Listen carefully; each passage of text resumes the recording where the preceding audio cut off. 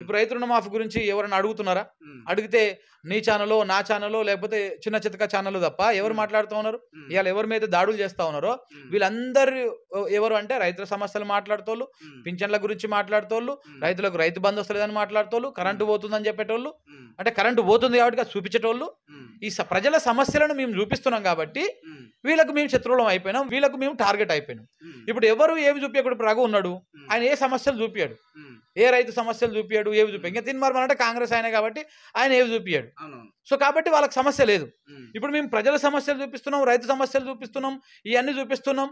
నేను మొన్న కొడంగల్కి పోయి ఆ ఫార్మాసిటీలో మునిగిపోతున్నటువంటి 5 ఊర్ల 5 గ్రామాల, అందులో 2 లంబడి తండలు, మిగతా 3 గ్రామాల ఊర్లకు తిరిగి ఆ రైతులతో మాట్లాడించడం, వాళ్ళ గోస చెప్పినాం. ఇవన్నీ వాళ్ళు ఎవరు చేయట్లేదు కదా, చేయట్లేదు కాబట్టి వాళ్ళతో సమస్య లేదు.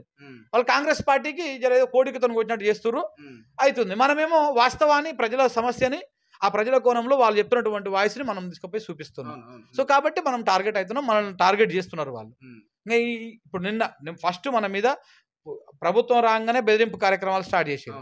అప్పుడు సరే కామన్గా వస్తూనే ఉంటాయి, ప్రతి జర్నలిస్టులకు బెదిరింపులు అనేది కామన్ అని చెప్పేసి మనం లైట్ తీసుకున్నాం. మన మీద దాడి చేసిరు, అటాక్ చేసి రకరకాలుగా ఆ రోజు కూడా మర్డర్కి ప్లాన్ చేసిరు, అటాక్ చేసిరు భయంకరంగా. అటాక్ చేస్తే దాని తర్వాత కూడా మళ్ళీ మనం ప్రశ్నించడం కానీ, మనం ప్రజల పక్షాన మాట్లాడడం కానీ ఆపలేదు. నిన్న 100% నిన్న హత్యాయత్నమే అది. నిన్న గనక మనం దొరికితే ఎవరినో ఒకరిని వేసేసే కార్యక్రమం అది. మీ ఫోన్ అయితే పక్క ట్యాపింగ్ 100% ట్యాప్ లో ఉంది బ్రదర్, లేకపోతే ఎట్లా తెలుస్తుంది? కొంతమంది జర్నలిస్టులు పెడతా ఉన్నారు, జర్నలిస్ట్ శంకర్ ఎందుకు నేను పోయిన సంగతి మా వాళ్ళకి తప్ప అడున్నోళ్ళకి తప్ప ఎవరికి తెలియదు, అంటే సాటి జర్నలిస్టులకు తప్ప ఎవరు తెలియదు. మీరు ఎట్లా తెలిసింది మీకు? మేము ఎవరైతే నలుగురం పోతున్నామో ఈ నలుగురం మాత్రమే పోతున్నాము. ఎందుకంటే చెప్పిపోవడం. బేసిక్గా నేను కొడంగల్కి పోయినా కానీ వీఆర్ గోయింగ్ టు కొడంగల్ అని చెప్పేసి నేను పోస్ట్ పెడతాను ట్విట్టర్లో. బట్ నిన్న సెన్సిటివ్ విషయం ఎందుకు అని చెప్పేసి మేము ఎక్కడ పోస్టులు కూడా పెట్టలే. ఎందుకు పోదాము, వాళ్ళని తీసుకొచ్చుకుందాము, రిస్క్ ఎందుకు అన్నట్టుగానే పోయినాం తప్ప దాని ఏదో ఇష్యూ చేద్దాము, ఇంకా పెద్ద చేద్దాం అనేటువంటి ఉద్దేశం లేకుండే మాకు. అంటే ఇట్లా మరి సరే పోయినామండి, పోతే ఇప్పుడు కొండారెడ్డిపల్లి ఏమన్నా నిషేధిత ప్రాంతమా, లేకపోతే అక్కడ ఏమైనా 144 సెక్షన్ పెట్టిరా, లేకపోతే మీడియాకి అలో లేదని చెప్పేసి ఏమైనా జీవో ఇచ్చిరా? పోనీ అట్లానే ఇర్రి. కొండారెడ్డిపల్లికి, మహబూబ్ నగర్కి ఎక్కడికి పోకూడదు, కొడంగల్కి మీడియా అనేటోళ్ళు ఎవడు పోకూడదు. లేకపోతే పర్టికులర్గా ఏవైతే మాట్లాడుతుందో మీ ఆర్జే టీవీ కానీ, లేకపోతే మా న్యూస్ లైన్ కానీ, మిర్రర్ టీవీ కానీ, స్క్రైబ్ కానీ ఇట్లాంటి ఛానళ్ళు పోకూడదు.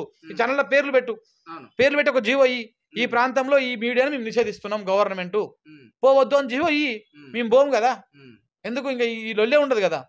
నీ ప్రాంతానికి పోము, నీ ప్రాంత ప్రజల సమస్యలు చూపించాము, అయిపోతుంది కదా అది. మరి ఇదేం దుర్మార్గం? గిట్లా పోయి చూపిస్తే మాట్లాడితే దాడులు చేసేస్తారా? నిన్న గనక అది కొట్టాల్సిన అవసరం లేదు బ్రదర్. నిన్న కారు ఆ 150 స్పీడ్లో ఉంది. ఆ టైంలో చిన్న రాయి వచ్చి తగిలినా, చిన్న రాయి వచ్చినా కానీ కథమే, స్పాట్ అందరం అందులో ఉన్నాం, ఎవరం కూడా బతకకపోదు. అంత దుర్మార్గమైనటువంటి పరిస్థితి నిన్న. నిజంగా కూడా అంటే నార్మల్గా హార్ట్ వీక్ ఉన్నటువంటి వాళ్ళు, హార్ట్ అటాక్ ఉన్నటువంటి వాళ్ళు కానీ ఆ కార్లో ఉంటే 100% హార్ట్ అటాక్ వచ్చేస్తుంది. ఇప్పుడు ఫైనల్గా డిమాండ్ ఏం చేస్తాం? ఏం లేదు బ్రదర్, అంటే ఇప్పుడు ఇలాంటి ఘటన మళ్ళీ పునరావృతంగా రావద్దు. ఈ 100% ఈ నిన్న జరిగిన మహిళా జర్నలిస్టులే కాదు, మా అందరితో పాటు ఎవరికి ఏం జరిగినా అది 100% కాంగ్రెస్ పార్టీ ప్రభుత్వం బాధ్యత తీసుకోవాలి. 100% కొండల్ రెడ్డి సీఎం ముఖ్యమంత్రి గారి తమ్ముళ్ళు ఈ అరాచకానికి పాల్పడతా ఉన్నారు. ఆ తమ్ములకు సంబంధించినటువంటి అనుచరులే నిన్న మా మీద దాడి చేసిర్రు. నిన్న మా మీద దాడి చేసి వాళ్ళ ప్రోద్బలంతో ఎంత నడుస్తూ ఉంది. 200% వాళ్ళ మీద చర్యలు తీసుకోవాలి. మేము ఫోటోలు, వీడియోలు, వాళ్ళ కార్ నెంబర్తో సహా మేము పోలీస్ స్టేషన్లకు కంప్లైంట్ ఇచ్చినాం, వెల్దండ పిఎస్లో. సో ఇవన్నీ మరి వాళ్ళు నిజంగా వాళ్ళని పట్టుకుంటారా, వాళ్ళు ఎందుకు మా ఎమ్మటి పడ్డారు, ఏంది, దేనికోసం పడ్డారు అనేది మాకు మరి చట్టం వాళ్ళని పట్టుకొని శిక్షిస్తుందా ఏదో చూడాలి.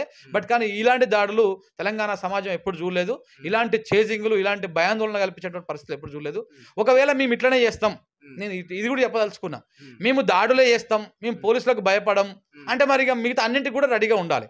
ఇప్పుడు నువ్వు దాడి చేసినప్పుడు నువ్వు 2 దెబ్బలు కొడితే ఒక్క దెబ్బనన్నా కొట్టనా?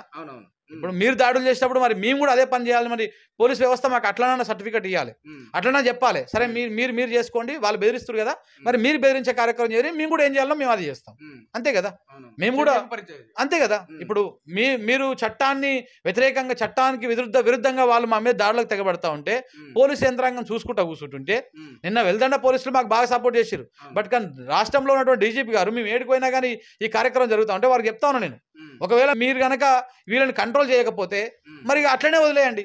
మా విషయంలో కూడా మేము కూడా మరి మా దెబ్బకు దెబ్బ మేము తీర్చుకోవడానికి మేము కూడా ప్రయత్నం చేస్తాం. మాకు కూడా సత్వం ఉంది, మాకు కూడా ఆ గడ్స్ ఉన్నాయి, మాకు కూడా వాళ్ళు ఒక 10 మంది వస్తే మేము ఒక 10 మందిని పోగలుగుతాం, మాకు కూడా క్యాపబుల్ ఉంది. మేము కూడా, ఎందుకంటే నా బంధువులు, నా చుట్టాలు, నా తమ్ముళ్ళు, అన్నదో ఎవరో ఒకరు వస్తారు, నాకు నా ప్రాణాన్ని కాపాడడం కోసం వస్తారు. చలో దెబ్బకు దెబ్బ, కొడదాం అంటే కొడదాం, కొట్టుకుందాం అంటే కొట్టుకుందాం. మరిగా ఇవన్నీ పక్కన పెడదాం. నువ్వు ల్యాండ్ ఆర్డర్ పక్కన పెట్టు, నేను కూడా నా జర్నలిజాన్ని ఇవన్నీ నేను పక్కన పెడతా, ఇక ఇట్లానే చేసుకుంటూ పోదాం. ఇదేనా జరుగుతుంది సమాజంలో? ఇది ఆహ్వానించదగ్గదేనా? సో కాబట్టి పోలీస్ యంత్రాంగాన్ని నేను చెప్పేది ఒక్కటే, ఇవన్నీ కూడా జరగకూడదు. ఇది ఎవరి పని వాళ్ళు చేయాలి. పోలీసుల డ్యూటీ పోలీసులు చేయాలి, పొలిటికల్ లీడర్ల డ్యూటీ పొలిటికల్ చేయాలి, ప్రభుత్వంలో ఉన్నటువంటి వాళ్ళు అడ్మినిస్ట్రేషన్ చూసుకోవాలి. నాలాంటి జర్నలిస్టులు ప్రజా సమస్యలను చూపించాలి. సో మేము చూపించిన సమస్యల మీద జెన్యూనిటీ ఉంటే 100% ఆ ప్రజా సమస్యలను అది చేయాలి. జెన్యూనిటీ లేకుండా మేమైనా మిస్లీడ్ చేస్తే మా మీద కేసులు పెట్టాలి. అంతేగాని నువ్వు కారణం ఏమడిస్తా, ఎడదుర్గ కొడతా, మహిళల మీద ఎట్టబడితే అట్లా అది చేస్తా, ఇది కరెక్ట్ కాదు కదా. ఇప్పటికైనా సమాజం అర్థం చేసుకోవాలి. కాంగ్రెస్ ప్రభుత్వానికి మరీ ముఖ్యంగా విజ్ఞప్తి చేస్తున్నా, నిజంగా కాంగ్రెస్ ప్రభుత్వం అంటే రేవంత్ రెడ్డి గారే కాదు, మిగతా మంత్రులు ఎవరైతే ఉన్నారో ఆ మంత్రులందరూ కూడా విజ్ఞప్తి చేస్తా ఉన్నాం. మేము ఒక్క రేవంత్ రెడ్డి వాళ్ళ అన్నదమ్ముల వల్ల మొత్తం కాంగ్రెస్ పార్టీకి, కాంగ్రెస్ ప్రభుత్వం మొత్తానికి చెడ్డ పేరు వస్తూ ఉంది. మీరు గనక ముఖ్యమంత్రి సోదరులను, ముఖ్యమంత్రి ఇట్లాంటి కార్యక్రమాలు చేస్తుంటే వాళ్ళని కనుక కంట్రోల్లో పెట్టుకోకపోతే మీ పార్టీ కాలగర్భంలో కలిసిపోతుంది. ఇవాళ శంకర్ అంటూనే అంతమొందించవచ్చు, నిన్ను అంతమొందించవచ్చు, కానీ వ్యవస్థ ఆగిపోదు కదా ఎక్కడికక్కడ. ఇవాళ నువ్వు లేకపోతే ఈ చేయి పట్టుకుంటే వాళ్ళు ఇంకొకరు వస్తారు. సో కాబట్టి 100% ఇది అణచివేయాలన్నటువంటి అది తప్పు. మేము ప్రజా సమస్యలను తీసుకొస్తే దాన్ని సాల్వ్ చేసే ప్రయత్నం చేయండి. గతంలో 10 సంవత్సరాల్లో ఎప్పుడు ఇలాంటి జర్నలిస్టుల పైన దాడి ఎక్కడ జరగలేదు? ఎక్కడ అంటే ఈ రేంజ్ లో ఎప్పుడు జరగలే. బేసిక్ గా కేసులు పెట్టి ఇప్పుడు నిన్న ఏదో రఘుది ఎత్తుకపోతున్నా చూపిస్తారు. ఆ టాస్క్ ఫోర్స్ వాళ్ళు పోలీసు వాళ్ళు తీసుకొని పోయారు. నువ్వు కూడా కేసు పెట్టు, మమ్మల్ని తీసుకొని పో, మేము వద్దనట్లేదు. నువ్వు మా మీద కేసు పెట్టు, తీసుకపో, ప్రాసిక్యూట్ చేయి, తీసుకపోయి మెజిస్ట్రేట్ ముందు నిలబెట్టు, మేము చేసే తప్పేందో చెప్పి, మేము తప్పు చేస్తే మాకు శిక్ష చేస్తారు, మమ్మల్ని రిమాండ్కి పంపిస్తారు.